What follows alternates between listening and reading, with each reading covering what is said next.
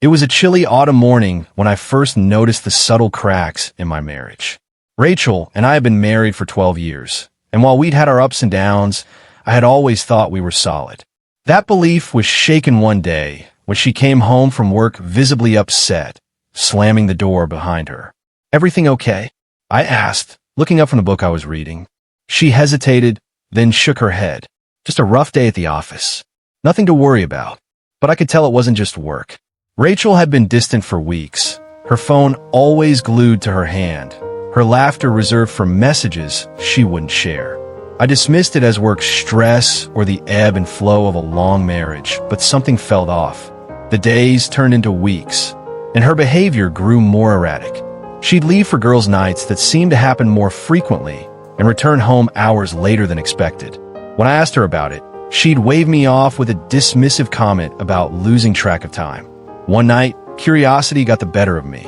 She had left her phone on the kitchen counter while she stepped into the shower. My heart pounded as I picked it up, feeling a mix of guilt and desperation. I unlocked it. Her passcode was still the same, and opened her messages.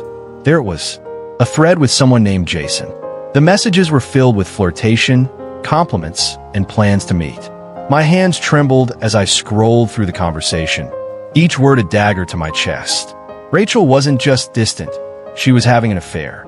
I didn't confront her that night. Instead, I sat alone in the living room, replaying every moment in our marriage that had led to this.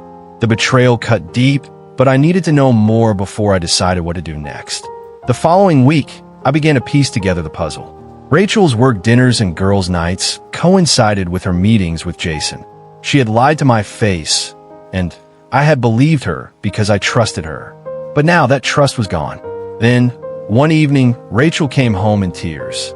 She slammed her purse onto the counter and collapsed onto the couch, burying her face in her hands. "Rachel, what's going on?" I asked, trying to sound concerned rather than accusatory. Through her sobs, she muttered, "He cheated on me." My mind raced. "Who?" I asked, though I already knew the answer. "Jason," she whispered. "I thought he cared about me, but he was seeing someone else this whole time." The irony was almost too much to bear. My wife, who had betrayed me, was now heartbroken because the man she cheated with had betrayed her too. I stood there, torn between anger and a dark sense of vindication. "I'm sorry, Rachel," I said finally, my voice even. "That must be really hard for you." She looked up at me, her eyes red and puffy. "You have no idea how much it hurts," she said, and I had to bite my tongue to keep from laughing bitterly. Oh, I knew exactly how much it hurt. Over the next few days, Rachel's mood oscillated between anger and despair. She ranted about Jason's lies, his audacity, his betrayal. Meanwhile, I listened quietly, trying to process my own emotions. Part of me wanted to confront her, to throw her own hypocrisy back in her face. But another part of me wanted to see how far this would go. One evening, as she vented about Jason yet again, I decided it was time to address the elephant in the room. "Rachel," I said, interrupting her mid-sentence, "do you realize what you're saying?" She frowned. "What do you mean? You're angry at Jason for lying to you, for cheating on you. But what about what you've done to me?" Her face went pale. "What are you talking about?" "I know about you and Jason," I said, my voice calm but firm. "I know about the messages, the meetings, the lies." She stared at me, her mouth opening and closing as she struggled to find words. I didn't mean for it to happen," she said finally, her voice barely above a whisper.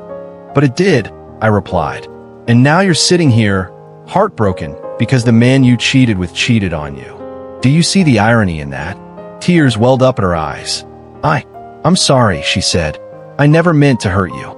"But you did," I said, my voice breaking. "You made a choice, Rachel. And now we both have to live with the consequences." That night, I packed a bag and left. I didn't know where I was going, but I needed space to think. I checked into a hotel and spent the night staring at the ceiling, replaying the events of the past few weeks in my mind. The betrayal, the lies, the heartbreak, it all felt overwhelming. But beneath the pain, a sense of clarity began to emerge. I realized that I deserved better. I deserved honesty, respect, and love. Rachel had made her choices, and now it was time for me to make mine. In the weeks that followed, I focused on rebuilding my life. I found a small apartment, reconnected with old friends, and started therapy to work through my emotions. It wasn't easy, but each day felt like a step toward healing. Rachel reached out several times, begging for forgiveness, asking for another chance. But I couldn't go back. The trust we had built over 12 years was gone, shattered by her actions.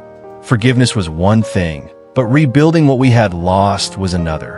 One day, she showed up at my door, tears streaming down her face. "Please," she said, "I've made so many mistakes, but I love you. I want to fix this." I looked at her, my heart heavy.